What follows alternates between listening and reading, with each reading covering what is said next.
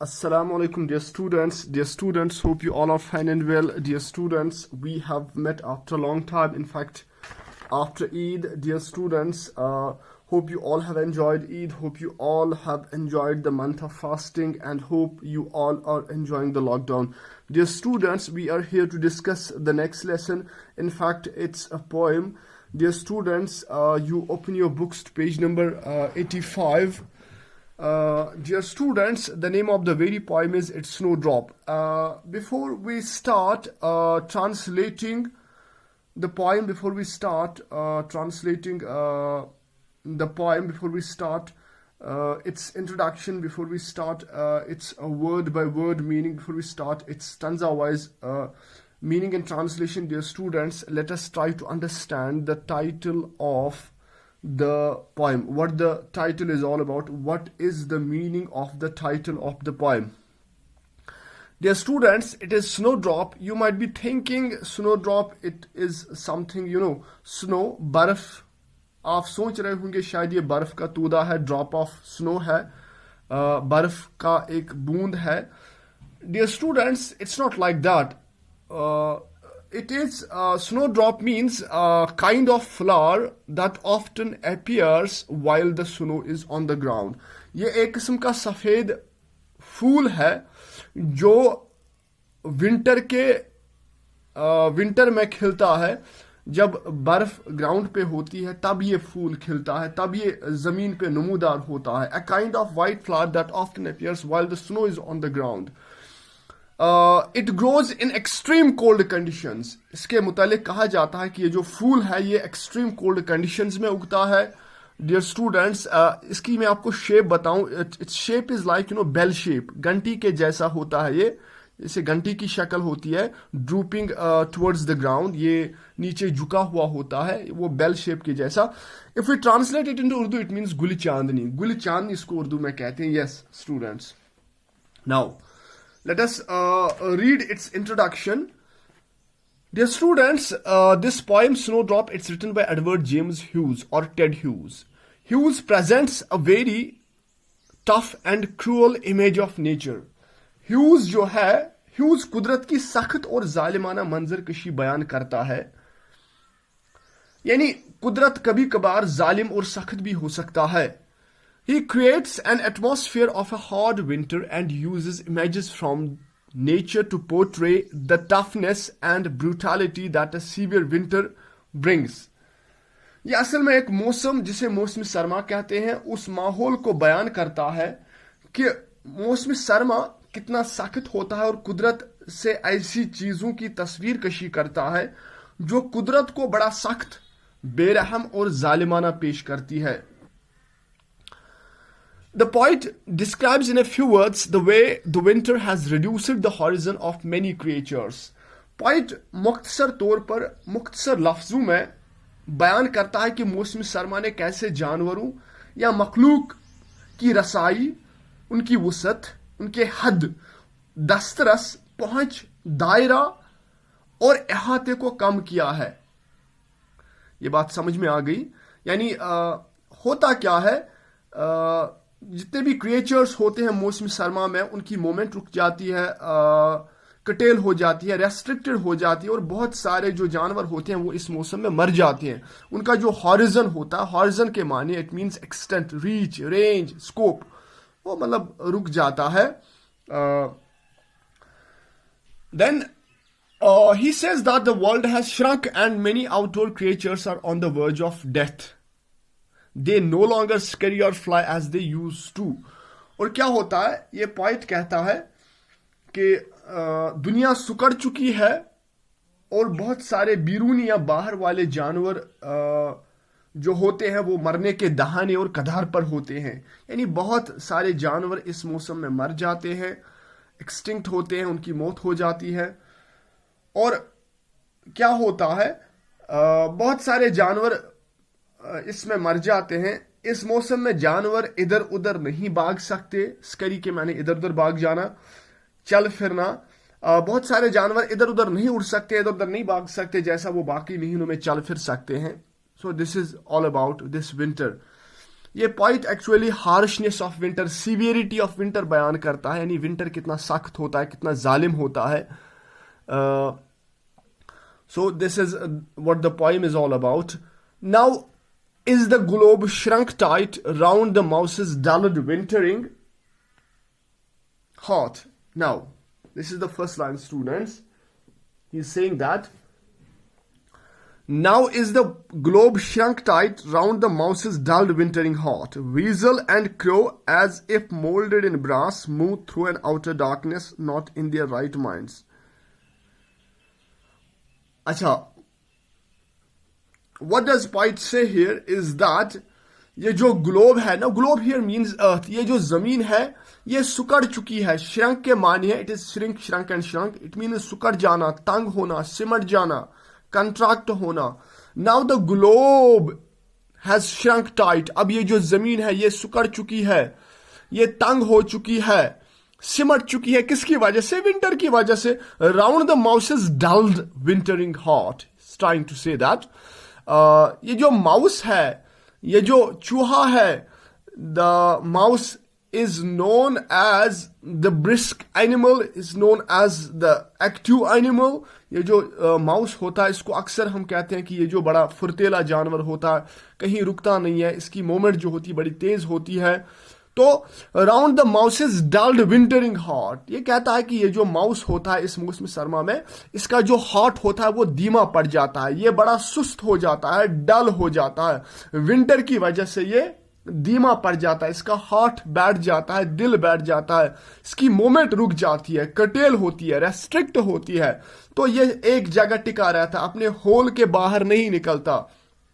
You know, actually the poet says that the globe has shrunk. He says that cold has curtailed the movement of active and brisk creatures like a mouse. कहता है कि ये जो सर्दी है, मौसम सरमा की जो सर्दी होती है, इसने ऐसे जानवर जो कि एक्टिव कहलाता है, ब्रिस्क कहलाता है, माउस, इसको डल बना दिया है, इसको सुस्ता बना दिया है, काहिल बना दिया है, इनएक्टिव बना दिया है.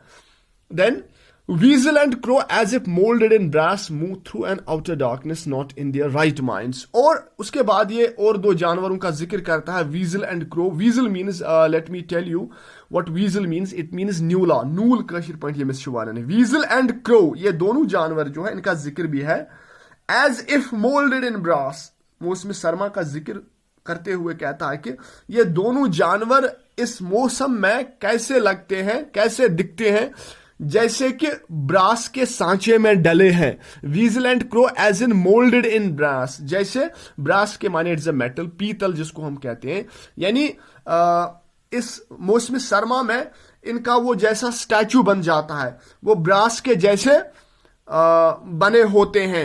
वीजल and crow as if mould in brass, जैसे ब्रास में तब्दील होते हैं, इनका जैसा वो स्टैचू बन जाता है, ब्रास का स्टैचू बन जाता है. यानी इस चिल में, इस कोल्ड में, मौसम सरमा की सर्दी में इनका स्टैचू बन जाता है, मूर्ति बन जाती है, पुतला बन जाता है, यानी ये एक जगह से दूसरी जगह नहीं हिल फिर सकते. Move through an outer darkness, not in their right minds. Now move through an outer darkness, it means what? It means यानी वो बाहर जाना चाहते हैं लेकिन बाहर अंधेरा, इतना अंधेरा है. मतलब जैसे ये कहता है कि मौसम सरमा में जब दिन के वक्त हम बाहर निकलते हैं तो बाहर हम जाना नहीं चाहते. बाहर वो मतलब वो धूप नहीं खिली होती है, हर जगह क्या होती है, लाइफलेसनेस होती है, यानी वो जिंदगी जो होती है बेरंग होती है, बेजान होती है, यानी दिन में भी जैसा अंधेरा दिखता है. Move through an outer darkness, दिन में भी जैसा अंधेरा दिखता है, हर तरफ बर्फ होती है, हर कोई चीज बर्फ से ढकी होती है, हर तरफ सुनसान होता है, हर चीज बेजान सी दिखती है. You know, not in their right minds. और ये जो जानवर होते हैं वीजल और क्रो, इनके होश बराबर नहीं होते हैं, मतलब ये अपने होश हवास में नहीं होते हैं, बर्फ की वजह से, चिल की वजह से, कोल्ड की वजह से. Let me tell you, the poet says that the crows which are free to fly anywhere are also restricted by the cold weather. क्या कहता है? ये जो क्रो होता है, कौवे जो होते हैं, जो कहीं भी, बाकी मिहिरों की अगर हम बात करें, कहीं भी उड़ फिर सकते हैं, ये भी रेस्ट्रिक्ट होते हैं इस मौसम में. कटेल होते हैं कोल्ड की वजह से, ये एक जगह से दूसरी जगह नहीं उड़ फिर सकते। और वीजल्स का क्या हाल है, न्यूलुम का क्या हाल है, and the weasels also remain dormant, और ये भी छुपे रहते हैं, वीजल्स भी छुपे रहते हैं, as if they are moulded into the statues of brass, जैसे ब्रास के बने होते हैं, जैसे वो ब्रास का एक स्टैचू बना होता है, ऐसे ये दिखते हैं weasels.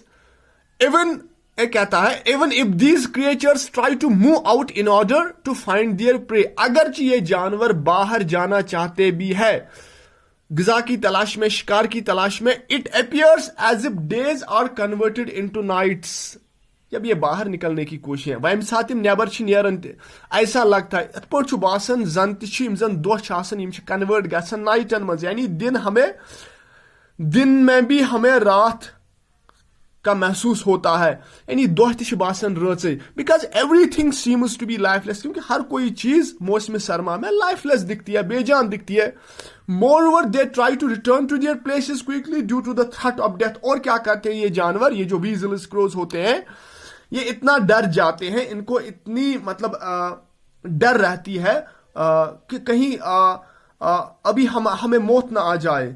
Moreover, they try to return to their places quickly due to the threat of death, यानी इनको हमेशा से डेथ का खतरा रहता है, मौत का खतरा रहता है, because of the chilly winter, and thus these poor animals are not their right minds, और यानी इस विंटर की वजह से, चिल की वजह से ये जो बेचारे जानवर होते हैं, ये मतलब इनके होश हवास भी गुम हो जाते हैं इस फ्रीजिंग कोल्ड की वजह से, सर्दी की वजह से इनका दिमाग भी काम नहीं करता है।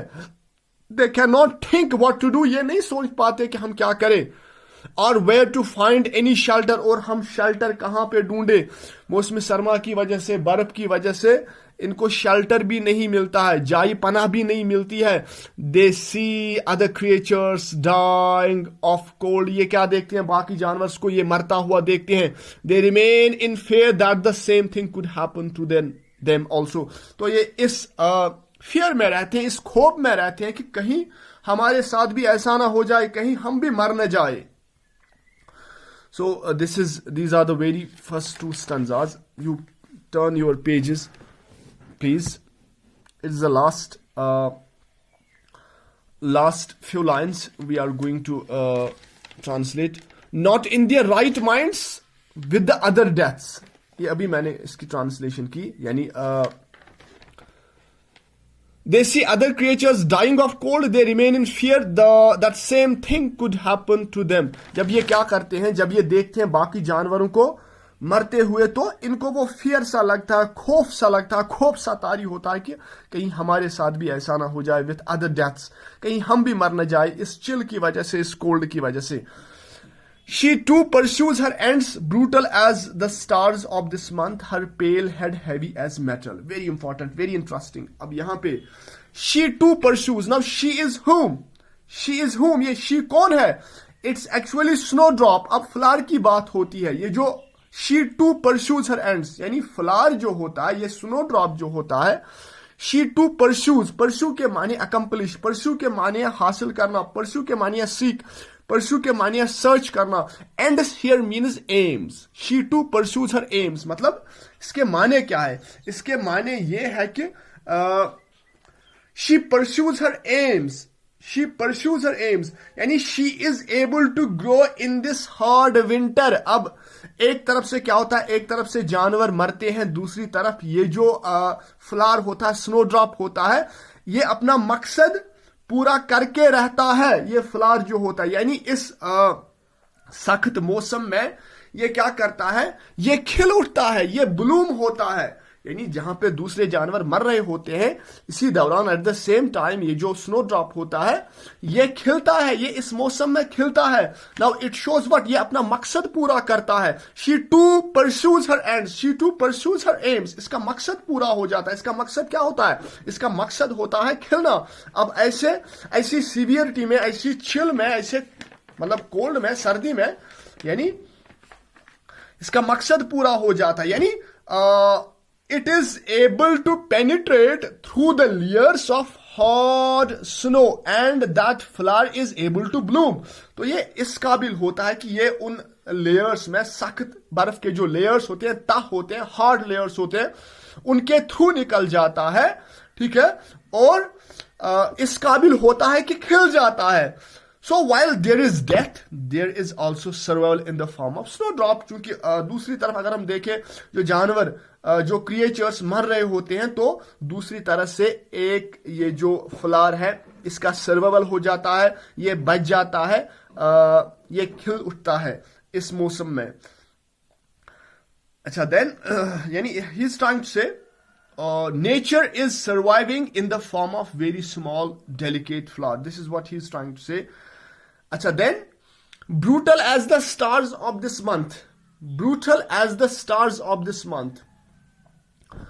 अब ये स्टार्स के बारे में बात करता है. ये जो स्टार्स इस मौसम में दिखते हैं, मौसम सरमा में अगर हम स्टार्स की तरफ देखते हैं, जब हम बाहर निकलते हैं, जब हम आसमान की तरफ नजर दौड़ाते हैं, जो तारे हमें दिखते हैं ना, वो भी ब्रूटल दिखते हैं ना. What does mean brutal? Cruel, जालिम, जालिम, जालिम दिखते हैं. तो जालिम नहीं दिखते हैं, एक्चुअली इमोशनलेस दिखते हैं. यानी उनमें वो जान नहीं होती है, उनमें वो क्यूरियोसिटी नहीं होती है, उनमें वो ग्लैमर नहीं होता है उन तारों में, क्योंकि हर तरफ क्लाउडी होता है आसमान, कभी कभार क्लाउडी होता है, बर्फ मतलब चिल होती है, ठंड होती है. तो जो रात के वक्त जो तारे होते हैं, जो तारे चमक रहे होते हैं, वो भी ब्रूटल दिखते हैं, इमोशनलेस दिखते हैं.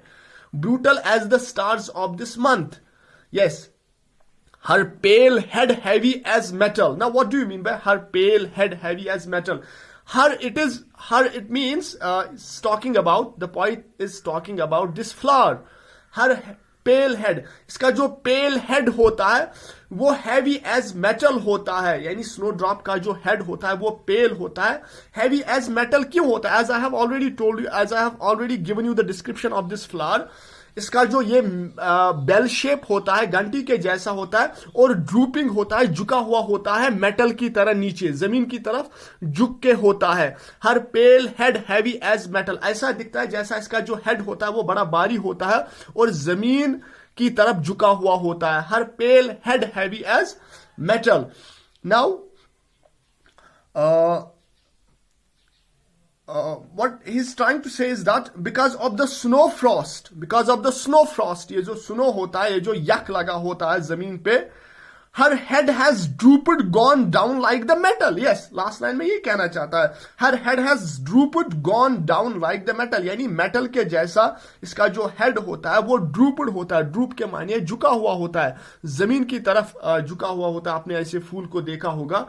Now with other deaths, she too pursues her ends, brutal as the stars of this month, her pale head heavy as metal. In this stanza, the poet turns his attention towards the little but strong flower as it blooms in such harsh winter and cuts its way open through the frosty earth. क्या कहता है इस stanza में? ये जो point है ये अपनी तवज्जो मरकूज करता है एक छोटे लेकिन एक स्ट्रॉन्ग फ्लावर के बारे में, जो खिलता है ऐसे हार्श, ऐसे सख्त मौसम में खिलता है और इस काबिल होता है कि वो इस फ्रॉस्टी अर्थ से बाहर निकलता है, खिल उठता है. It blooms in a beautiful way like the stars of winter season. तो ये इस एक खूबसूरत अंदाज में, एक खूबसूरत तरीके में खिल उठता है. The stars of winter season which shine without any consideration. चूंकि ये जो स्टार्स होते हैं जो बगैर किसी कंसिडरेशन के शाइन होते हैं, मतलब इनका जो खिलना होता है, इनका जो मतलब वो शाइनिंग होती है, वो इमोशनलेस दिखती है, वो बेजान सी दिखती है. एंड और क्या होता है, and hot season, but the stars in wintry month do not have any charm and arouse no emotion in the beholder's heart.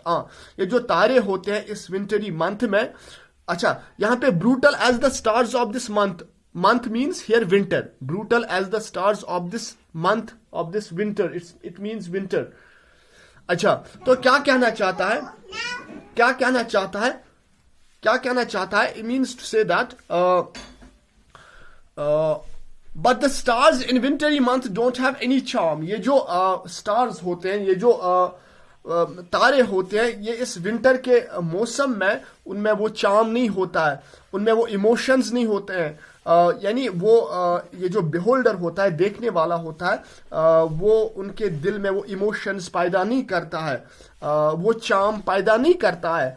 अच्छा, और क्या कहता है, the snow drop blooms with it is drooping flowers. ये जो snow drop होता है जब ये खिलता है, इसके जो फ्लावर्स होते हैं वो जमीन की तरफ ड्रूप होते हैं, झुक जाते हैं, which make a feel that it's small pale head is made of metal. ऐसा लगता है फिर जैसे इसका जो हेड होता है वो मेटल का बना होता है, वो जैसे मेटल का बना होता है। But the snow drop as well fails to produce any emotion in the beholder। तो इस मौसम में क्या होता है, ऐसा दिखता है, ये जो स्नो ड्रॉप भी है ये भी बिहोल्डर जो होता है, देखने वाला जो होता है, उसके अंदर वो इमोशंस पैदा नहीं करता है, जो मतलब बाकी महीनों में जब हम फूल को देखते हैं, जब हम फ्लावर्स को देखते हैं, खुश हो जाते हैं। लेकिन ये जो विंटर होता है ये बड़ा हार्श होता है। असल में ये विंटर नेचर की एक तरफ से वो हार्शनेस मतलब बयान करता है। ये विंटर जो होता है कितना क्रूअल होता है, कितना जालिम होता है। यानी कभी कभार ये नेचर को ऐसे पेश करता है जैसे ये नेचर कभी कभार जालिम होता है, कभी कभार क्रूअल होता है। ऐसी इमेजेस ये हमारे सामने रखता है जिससे हमें लगता है कि ये नेचर जो है ये कभी जालिम भी हो सकता है। अब यहाँ पे थोड़ा कंट्रास्ट होता है स्टूडेंट्स। कंट्रास्ट क्या होता है, कंट्रास्ट इस चीज पे होता है कि अक्सर जो पोइट्स को आपने देखा होगा, अक्सर वो क्या करते हैं, वो नेचर की खूबसूरती बयान करते हैं, you know, unlike poets who use nature to depict beauty and glamour. लेकिन यहाँ पे थोड़ा मतलब ये कंट्रास्ट होता है। अक्सर जो नज़में हम पढ़ते हैं, अक्सर जो पोएम्स हम पढ़ते हैं, उनमें जो राइटर्स होते हैं, जो नज़म निगार होते हैं, वो अक्सर नेचर को उसके जो नेचर की जो ब्यूटी होती है, उसका जो ग्लैमर होता है, शान शौकत, उसको बयान करते हैं। लेकिन यहाँ पे कंट्रास्टिंग है, यहाँ पे मतलब कंट्ररी है, तजाद सा यहाँ पे पैदा होता है। इस पोएम में इसने नेचर को जालिमाना अंदाज के तौर पे बयान किया है। सो this is all about the poem. Inshallah we will be इसका हम जूम क्लास इंशाल्लाह लेंगे मंडे के दिन। सो टिल देन, अल्लाह हाफिज।